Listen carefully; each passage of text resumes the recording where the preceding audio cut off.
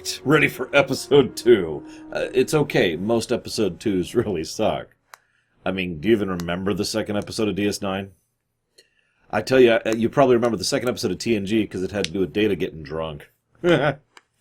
I don't remember what the second episode of TOS is because we're doing the Memory Alpha order in order to keep easier track of. But so here we go. It's not as bad as I thought, but it did leave me with a certain feeling, which I'm not going to tell you because I want to build up to that. So bear with me. So this is written by Berman and Braga. Jeez. And it shows.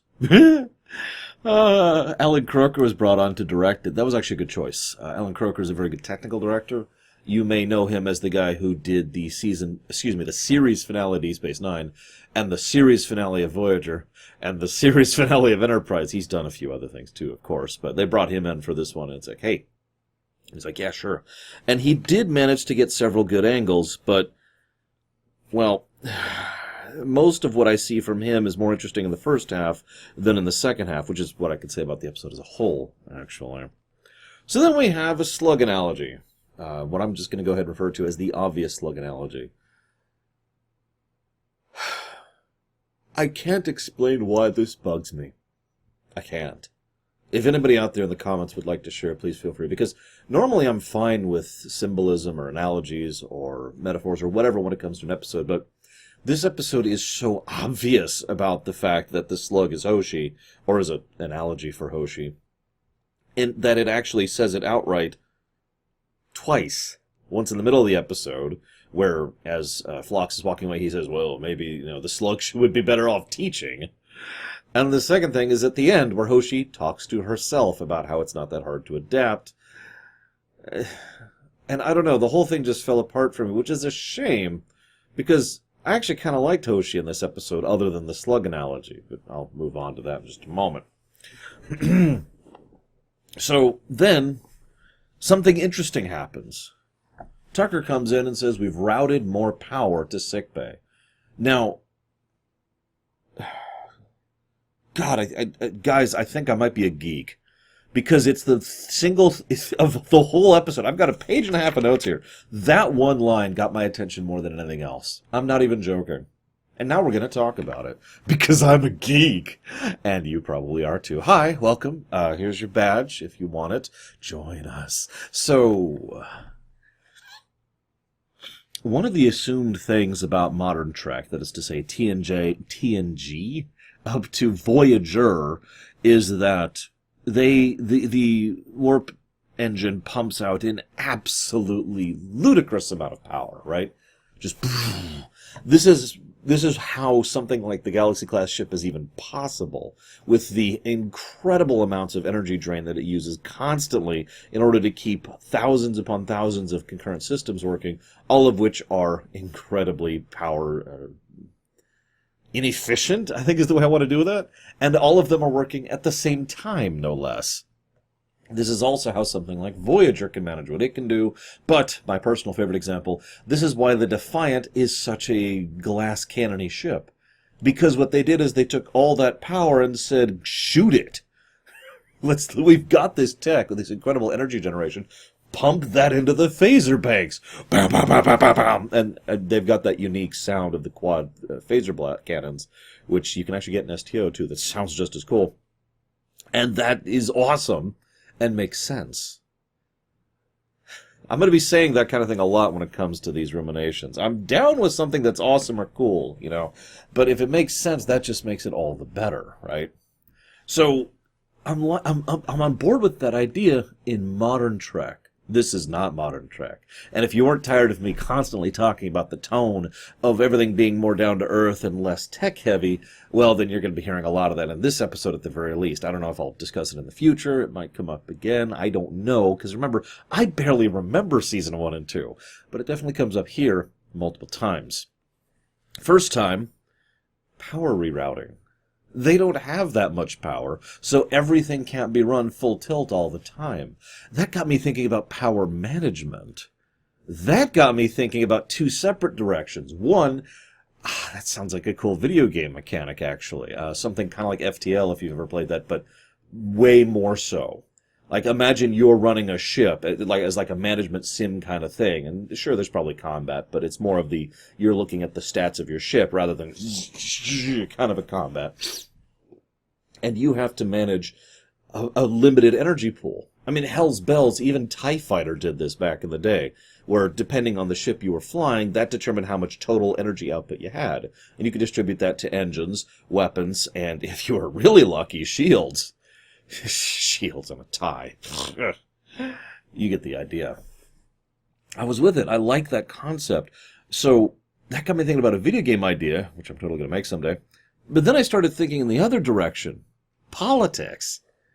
Imagine different people at different aspects of the office, each insisting that their particular thing is more valuable or more relevant than the others, that they need that extra juice so they can work on their thing. I could see multiple story ideas that blossom out of that. I could see that being a recurring subplot across multiple episodes as different factions, for lack of a better term. And again, this is basically office politics level, so this isn't like, full tilt Game of Thrones. You have chosen... No, it's none of that. But this is more along the lines of, I want to say stellar cartography, but they don't have that.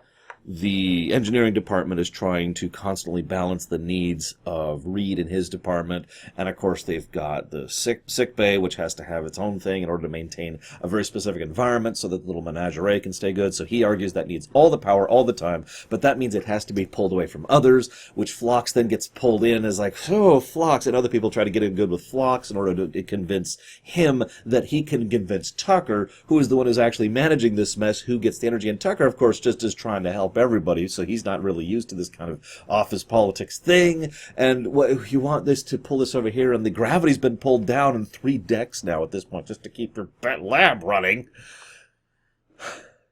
Please tell me I'm not the only one who would find that interesting. One line. So then, we cut forward. Archer hears a squeak. Nice touch. I don't think I ever noticed this before, but again, I barely remember these episodes. There actually is a very light metallic squeak in the background a few times as the scene progresses. So there is actually the noise there. Of course, it doesn't show up when T'Pol's present, because why would someone who has superior hearing be able to hear something like that? That's ridiculous. But, the squeak's going on, and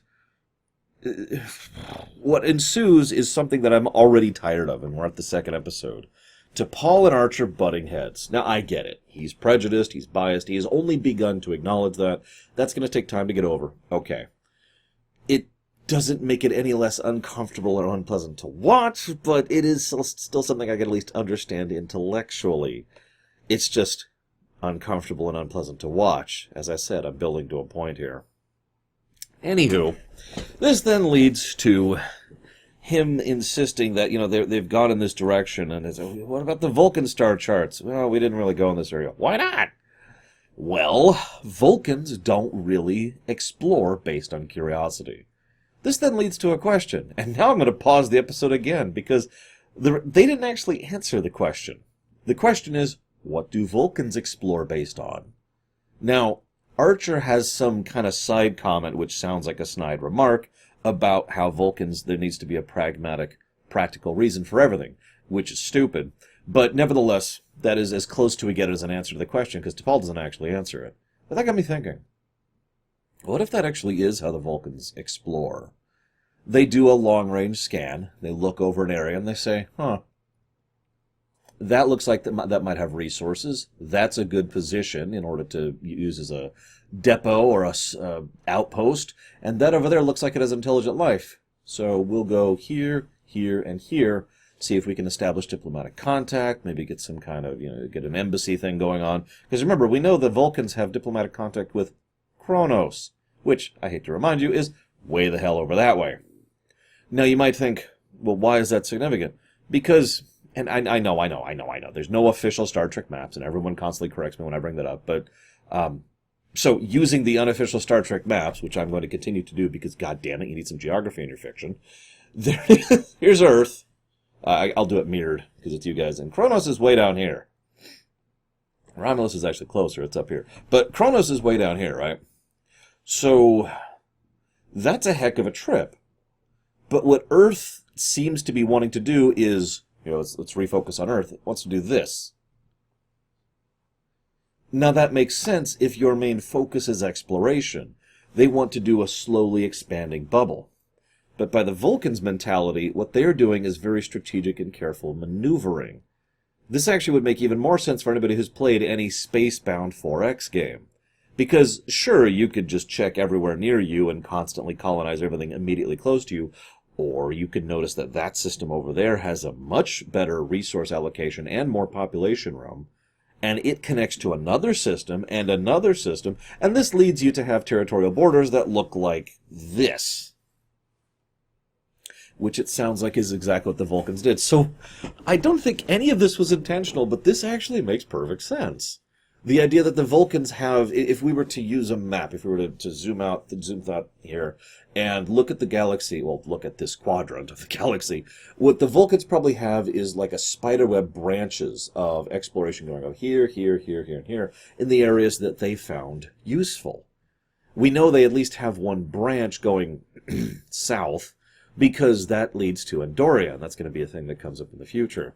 We also know they have a branch going way southeast, because that leads to Kronos.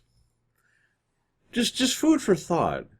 Unfortunately, the episode doesn't answer this, so this is all just me trying to engage my brain while watching Enterprise. Maybe I'm trying too hard. But I'm not. I'm not trying too hard. I'm not trying at all. This is just my stream of consciousness. Please forgive me. That's kind of how I do things. Hi, my name's the Lore Runner. The whole nature of these ruminations is I'm acting as if you just sat down and watched the episode with me, or alongside me, and now we're chatting about it. I do read the comments, so if you want to share anything and tell me how stupid and dumb I am, you are more than welcome to. It's down there. I read all the comments that come through here, every single one of them. It's a daily routine for me. Anywho, so, Reed and Merryweather. Wow, I keep doing that. I actually have Mayweather written down, and I keep calling him Merryweather. Maybe I should just call him Travis.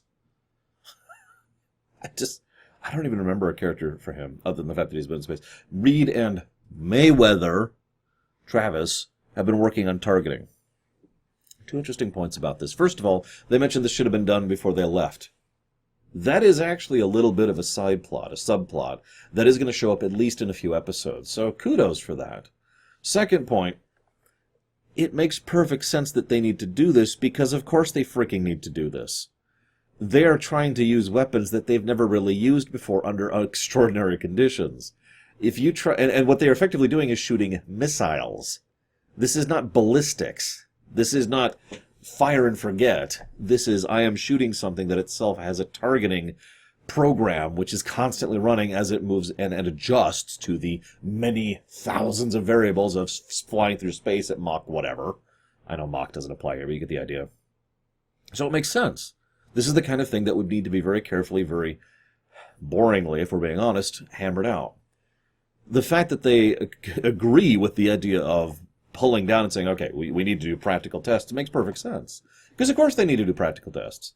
In fact, what happens is actually extremely logical. They do simulator tests until they basically run into the limit of what they can simulate.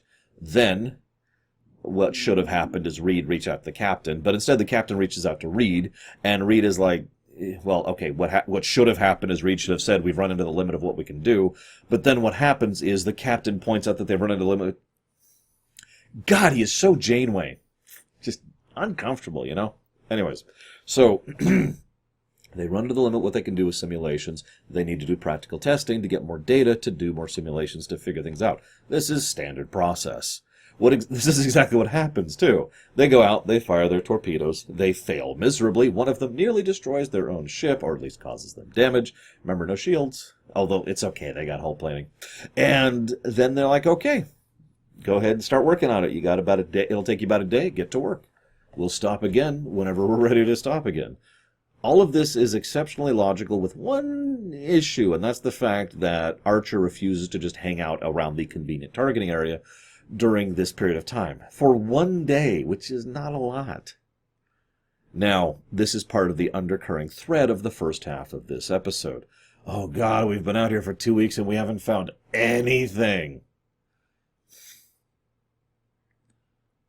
This is going to sound so strange, but I actually really like that idea. Now, hear me out for a second. Once again, I am once again, so just do a Bernie meme at this point. I am once again bringing up the tonal thing, the bringing the tech level down thing. Because in the Enterprise D, this would be stupid. Because the Enterprise D can go warp 8 cruising speed and can scan multiple dozens of light years away simultaneously in every direction. The idea of them traveling for 2 weeks and finding nothing is nonsensical. But this ship, which can manage warp 4.5 if it pushes, and can only scan a few hundred meters, other than just basic, like, when they detect the ship, they weren't even 100% sure it was a ship.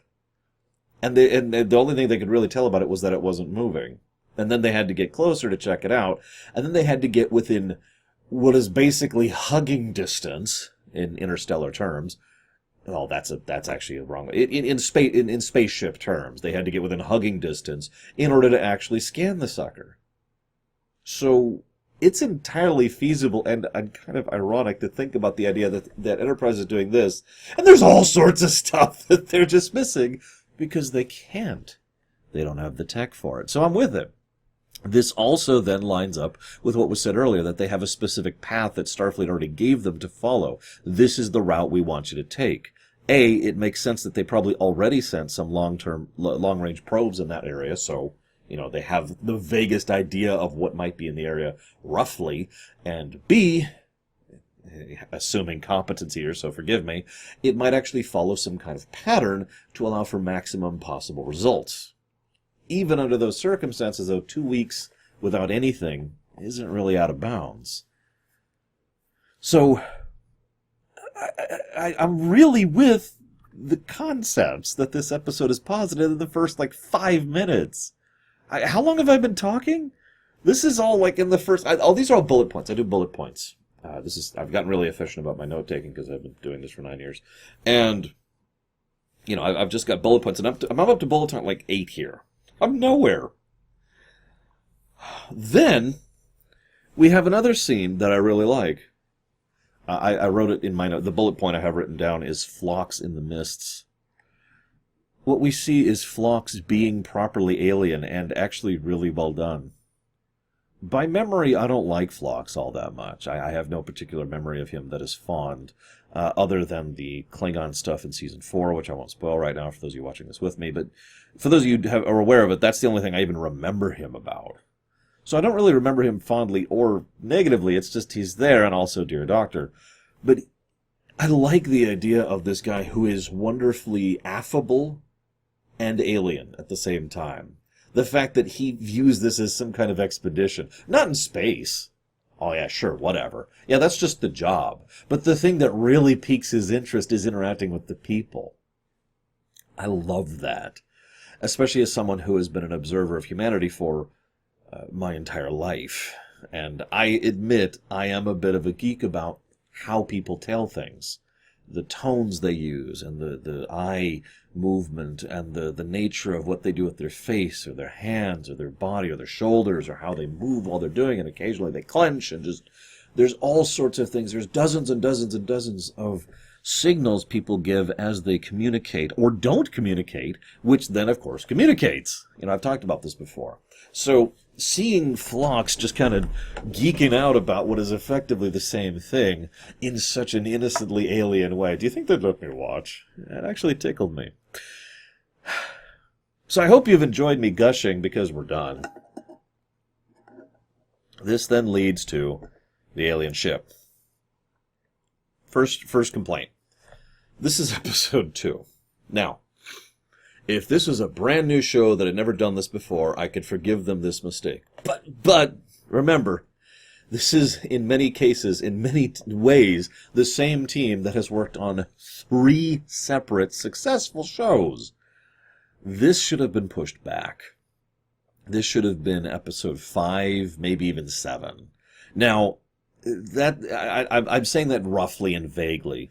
In the upcoming episodes, I glanced here. We've got Brave New World, or whatever it's called.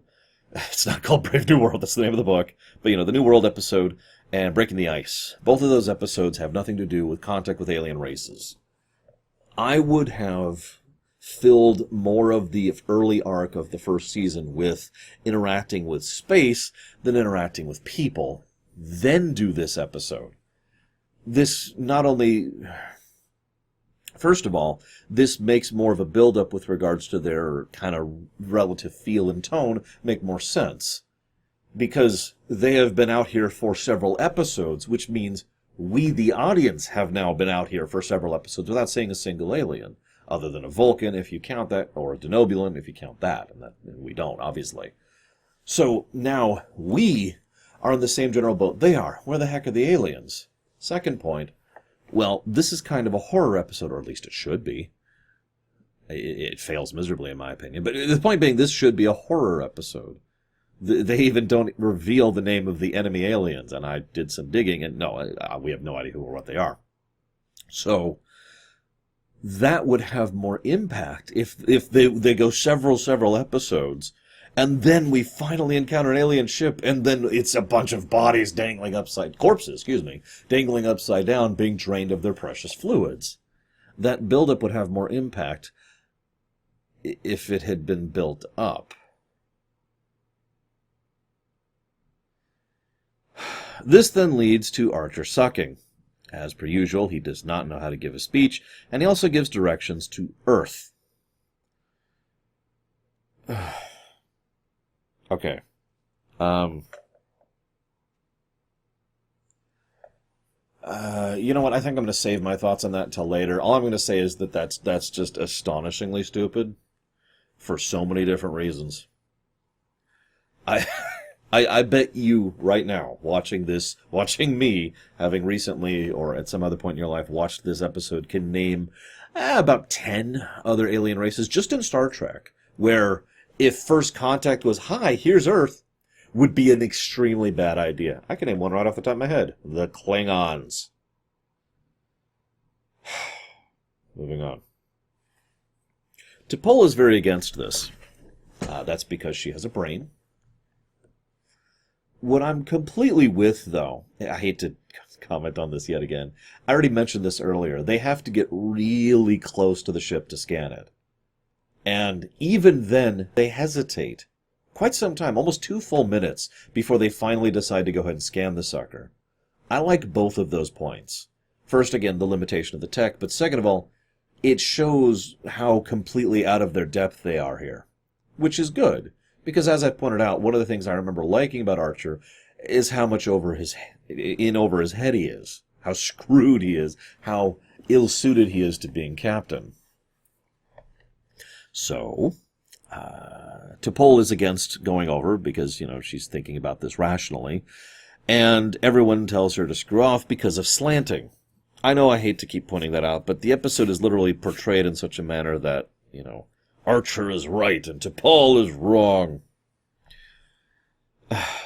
Then we see a bit where Tucker really wants to go on the away mission. Now, this is basically framed as the idea that Tucker really wants to explore, that his big thing is, I want to be an explorer. I haven't done any exploring. Again, this would make a little more sense if this was episode 6, but moving on. Archer turns him down, and the exact argument he gives is, this ship's a little too young to go without its chief engineer. Huh. Apparently it is not too young to go without its captain. I can't be the only one who sees how amazingly self-defeating his own argument is. Why is he going on this mission? Well, we know why he's going on this mission, because he's Archer. I honest to God, almost said Janeway just now. In private, he at least questions the thing. He's like, oh, God, she's right, and this is a waste of thing, but I'm not sure, and blah, blah, blah. And then Hoshi comes in. Hoshi comes in, and he puts his foot down on her and says, no, you absolutely cannot not go on this mission. Which is strange, because, the reason for that is because this is a Hoshi mission, but logically speaking, he doesn't give any actual reason for why he does this. By the way, if you're paying attention, I think this is now the 8th time in 2 episodes I've pointed out that Archer does something that's not necessarily smart for no actually explained reason. I sure hope that's just how Brown and Braga write him, because holy crap, this is already getting old. You can tell when I'm tired of pointing out something, a flaw of Star Trek, you can tell that this, what the heck. But anyways, let's move on. So, they go down to the weapons room. Reed wants to bring a full complement of arsenal, and he says no. No reason given. God dang it! No reason given. It's just, no, we don't need that. Allow me to share a quote. I'm going to screw up this quote. Please forgive me. Having and not using is discipline. That's the cost of that. If you go in prepared and you have all these guns, the argument is usually, well, then you'll be tempted to use the guns. Well, the cost for being prepared is discipline. Okay? Now, if you are not prepared, if you decide to go in and don't have the guns and then you need them, the cost of that is you're screwed. So, forgive me for being on the military guy's side here, because that's what Reed is, let's be honest, the weapons guy, because I would much rather have the guns and not need to use them than to find out that we needed them. I know, at least they take the phase pistols, but come on. So, the reveal, which should have been a really good scene, and kinda is. Credit to Linda Park, by the way. I'll give her credit. She actually is probably one of the biggest reasons why this episode doesn't completely suck. When I was, no, I'll save that for later. So we find out that the alien crew has been slaughtered, and that they are being drained for their precious, delicious fluids. No explanation of why. I'm going to go ahead and say Braga, credit on this one, because I feel like that is the kind of mystery that this sort of science fiction could really work with. And again, would work really well if this was episode 6, because we don't know why they're draining those fluids. Phlox comes up with a couple of hypotheticals, but otherwise we don't know. They never communicate. We don't know their name or their species or even what they look like. We just know they showed up, murdered a bunch of people, hung them up like a bunch of slabs of meat, and started ripping fluids out of them. That is an appropriate slice of horror that is almost immediately forgotten for the entire rest of the episode.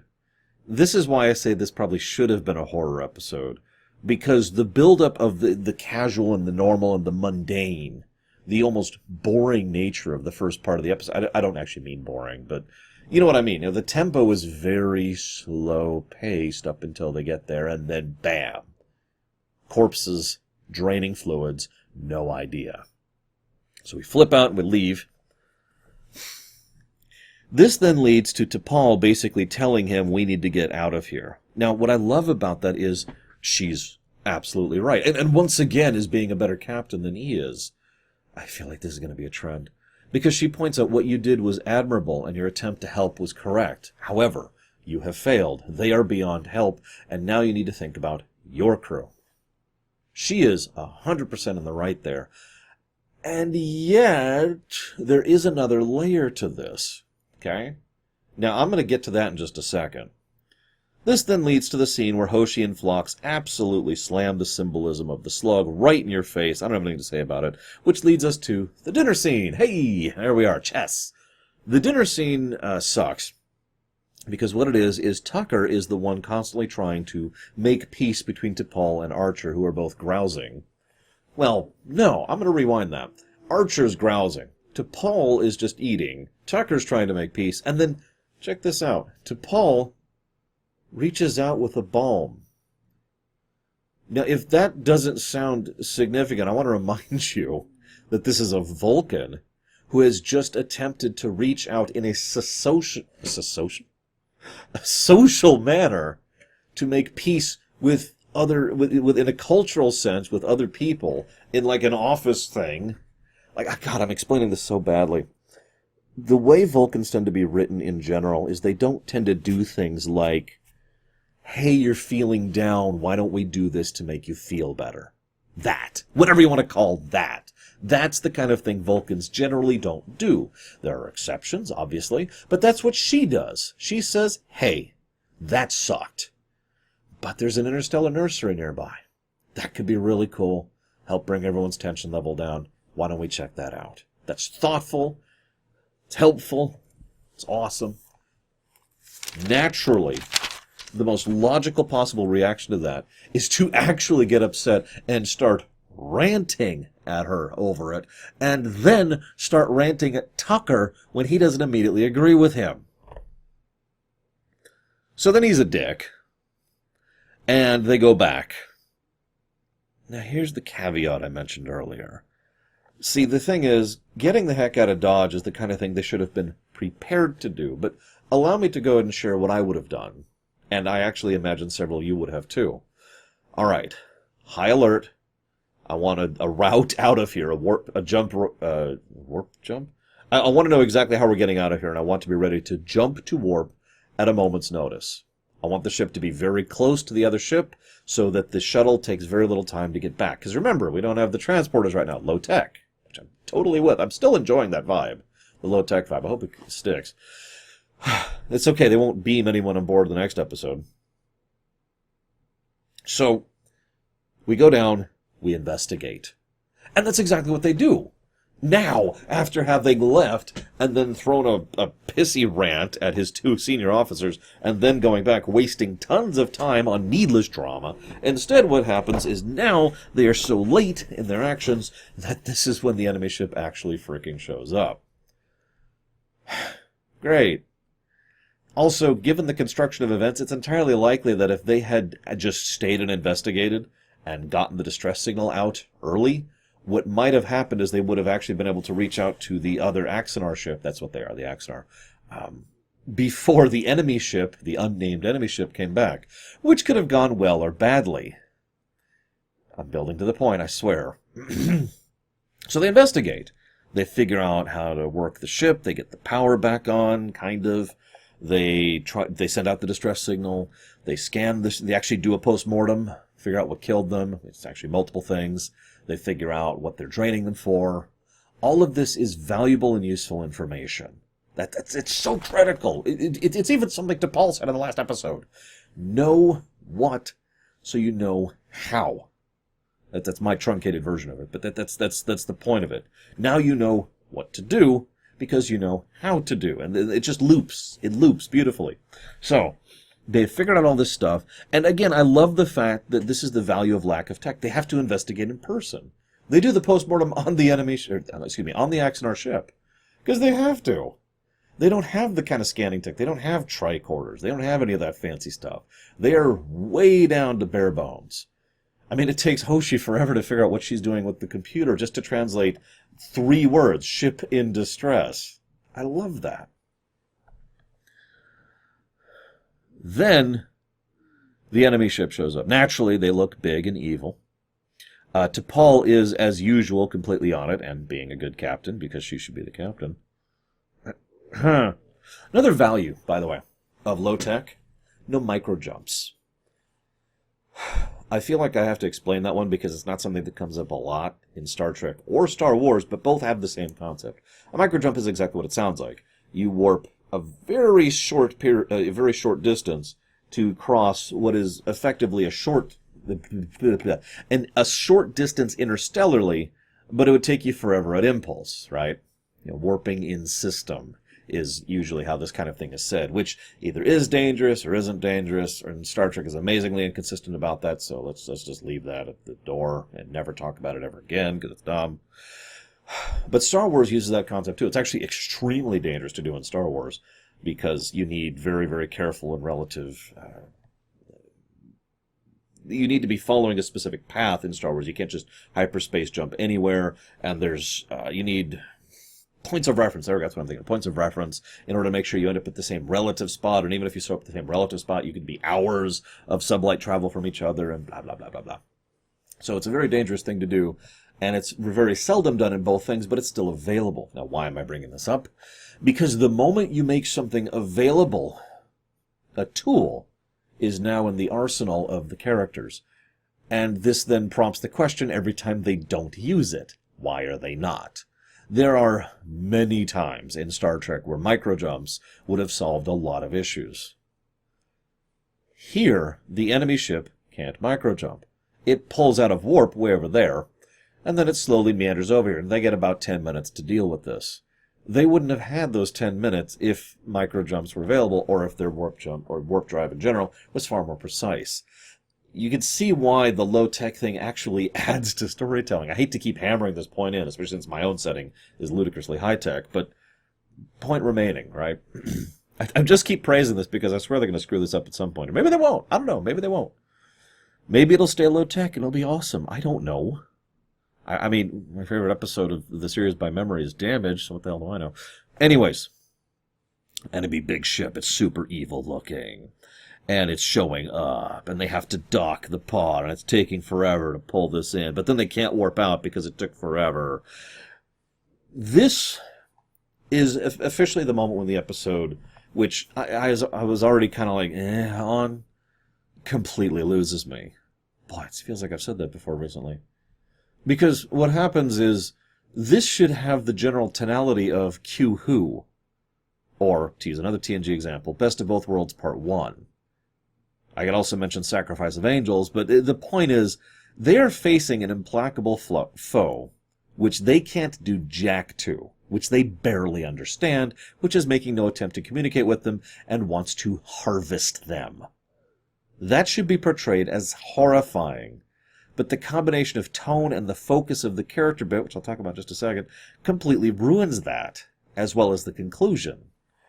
Instead of this being some horrifying, terrifying threat, well, it feels like a threat of the week.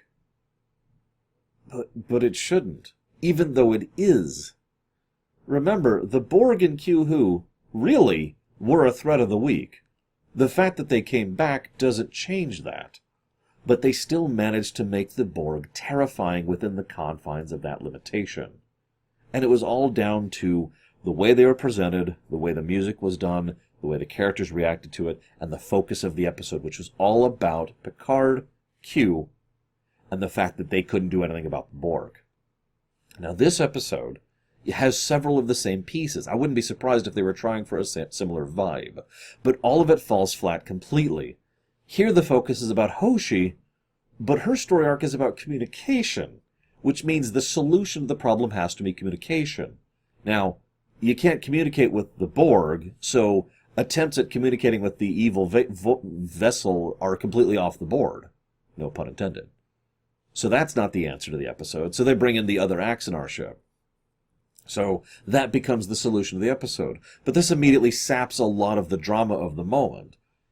I suppose we could dance around this and talk about it, but the fact of the matter is, once Hoshi successfully solves the puzzle that the threat of the week is presenting, which again is a communication puzzle, once she successfully communicates with the guy, he shoots the enemy ship once. They then shoot it with one torpedo. The Axanar ship then shoots it 3 times. It is 3, right? I counted. 3 shots. Yep, nope, I'm right. You know what happens after 4 shots and 1 torpedo?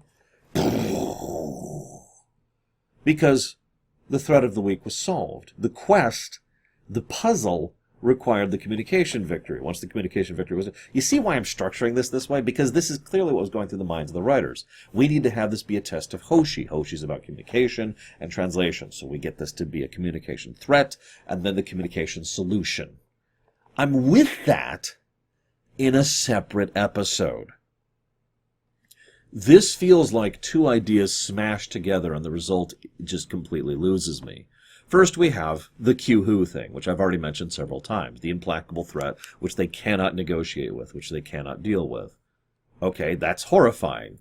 And in many ways, there should be a despair, and there's a unique feeling of pressure and tension when you realize that you just can't do anything, that you are actually helpless.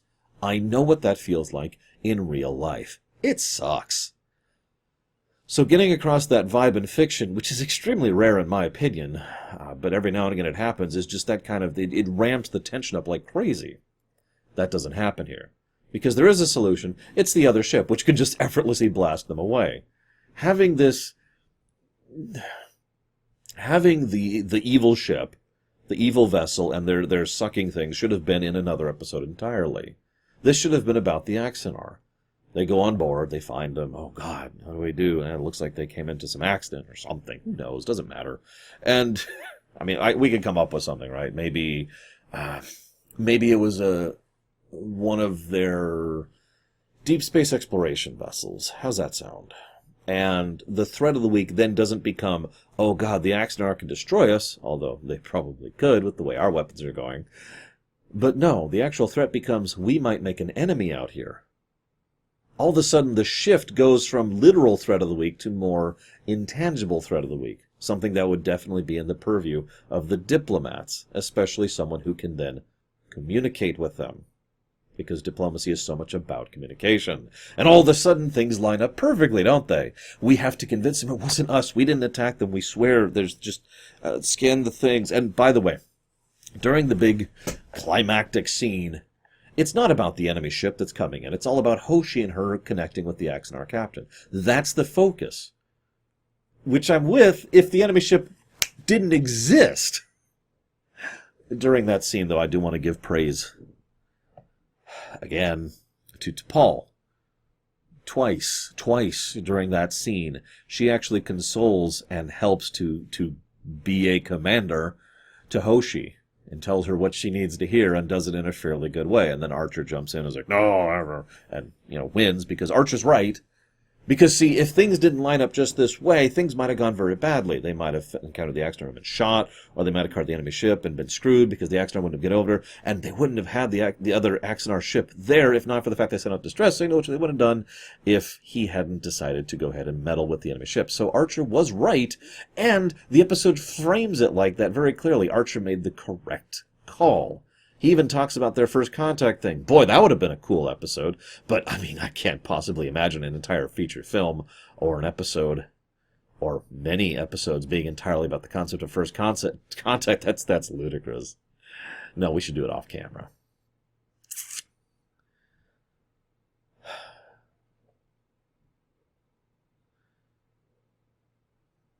Then Hoshi talks to herself. The slug, sorry. And feel-good music plays. Very, very, very generic feel-good music. I started off this episode pretty into it.